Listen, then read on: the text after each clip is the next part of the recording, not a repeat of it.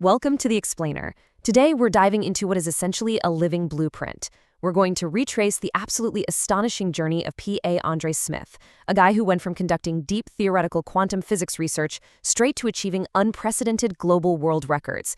But honestly, the most exciting part is that we're going to explore exactly how his groundbreaking cognitive frameworks can be actively applied to revolutionize your own daily focus. This is really about taking the literal architecture of the universe and applying it directly to your mind so you can finally stop doom scrolling and actually conquer that giant textbook.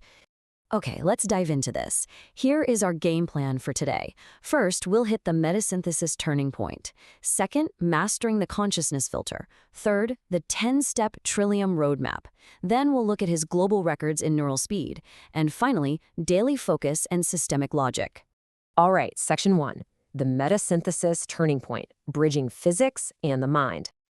To truly grasp Smith's work, we've got to understand how he bridged two incredibly massive fields. On one side, we have quantum mechanics, right? This views reality not as a rigid physical box, but as this fluid matrix. It calculates spatial displacement at the absolute smallest measurable unit, the Planck scale. Then on the other side, we have mental transmutation, which deals entirely with cognitive vibrations and focused thought. Think of it kind of like tuning a radio.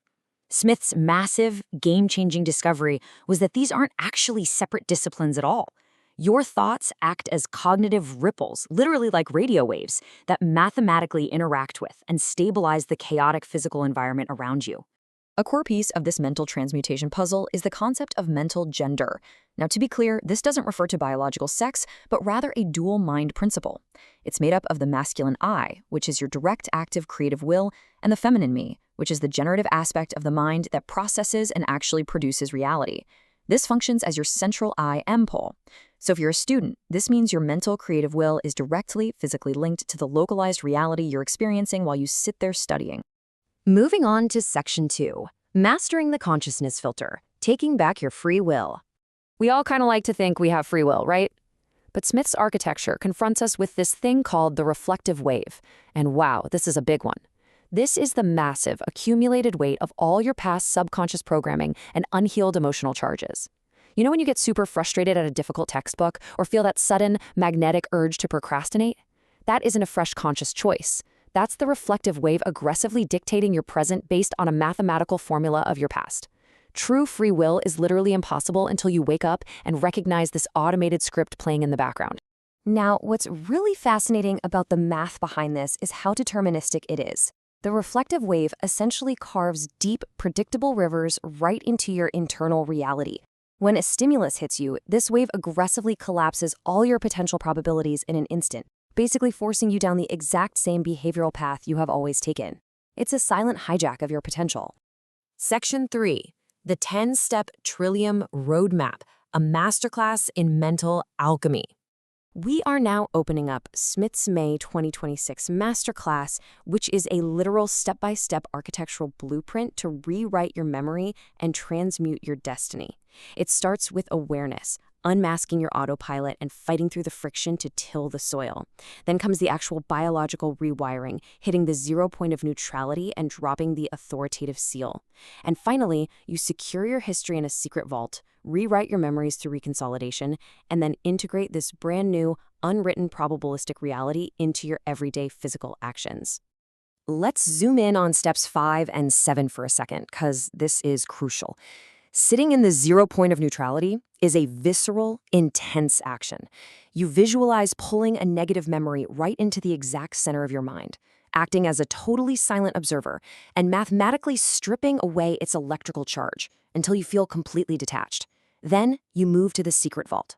You forge that old reflective wave into an impenetrable geometric tesseract, like a locked cube. You aren't erasing the past. You're mathematically locking that old ghost away so it can't bleed its toxic energy into your present computations anymore. And once that past is sealed away, you enter the landscape defined by the 85-15 rule. Smith's model reveals that a massive 85% of your universe is pure, unrendered E8 potential. It's almost like a video game map that just hasn't loaded yet. Only 15% is the collapsed visible shadow of your current physical reality. So when you lock away the past, you step completely into that 85%.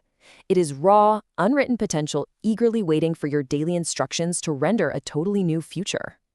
Section 4. Global Records in Neural Speed, Validating the Metasynthesis. So, let's map out his astonishing evolution chronologically over literally just a few weeks in May 2026. It kicks off on May 7th with his YouTube technology disclosures surrounding AI and the SAF system. Then, less than 2 weeks later, on May 20th, he is verified for a Guinness World Record. 2 days after that, the WCIC awards him a world distinction, and the very next day, his masterclass is published. This is a crazy fast journey from deep academic and tech research straight into massive institutional validation. So, the crucial point here is exactly what that world record was actually for. Smith snagged the world record for the highest functional cognitive synthesis and neural retrieval speed. He demonstrated the ability to seamlessly command over 50 distinct academic and structural fields simultaneously with absolute zero serial latency. For a student, just imagine instantly pulling data from chemistry, history, and calculus all at once without a single second of brain fog or hesitation. This basically proves the absolute literal power of his mental transmutation and neural speed techniques in real time. And the institutional validation backs this up. Establishments like the Max Planck Society and the Royal Society, alongside the World Cognition Intelligence Council, awarded him major distinctions. Why? Because he engineered the functional bridge between deep cognitive principles and large-scale operational models. He proved, unequivocally, that highly chaotic thermodynamic or organizational environments can be driven to absolute stability using these exact logistical frameworks. All right, bringing it home with Section 5. Daily focus and systemic logic, translating theory into student success. Let's make this super practical. Imagine you're sitting at your desk. That old, familiar wave of distraction hits. You suddenly really want to check your phone, or you just feel totally overwhelmed. Step 1, detect that automated impulse. Call it out. Step 2, apply the veto coefficient by consciously setting your veto function to a mathematical 1. Step 3, freeze the momentum of your past conditioning to absolute 0. You literally withhold your consent from your subconscious, stopping the old habit dead in its tracks before it renders into your present geometry. And this brilliantly illustrates the checkpoint matrix bottleneck. This sits right at the consciousness filter, the exact center brain gateway between your past and your future. By fiercely guarding this specific portal with your conscious veto, you step completely out of that deterministic loop we talked about earlier. You reclaim your rightful role as the sovereign gatekeeper of your own reality. Now, keep in mind, this isn't just abstract math. This is hard neuroplasticity. When you apply that veto, you are choosing between two distinct biological pathways. If you let the old pathway run, you just suffer the heavy, toxic decay of the victim script and chaotic study habits. But if you apply conscious effort and use the veto, your brain literally responds by wrapping myelin insulation around a brand new neural circuit. It's relentless physical rewiring that sculpts difficult conscious labor into smooth, frictionless focus. Smith also outlines something called the 4-cycle advantage. Guys, this is an incredible biological loophole. Whenever you recall a memory, its chemical bonds actually break, making it highly unstable. So if you have a limiting belief, and hey, we've all been there, feeling like we just aren't smart enough to master a tough subject, you can pull that memory up and over 4 intense cycles of recall, deliberately inject empowering, positive emotion into it. You literally vaporize the old limiting charge and permanently overwrite the file with your own sovereign, positive script. It's a real game changer.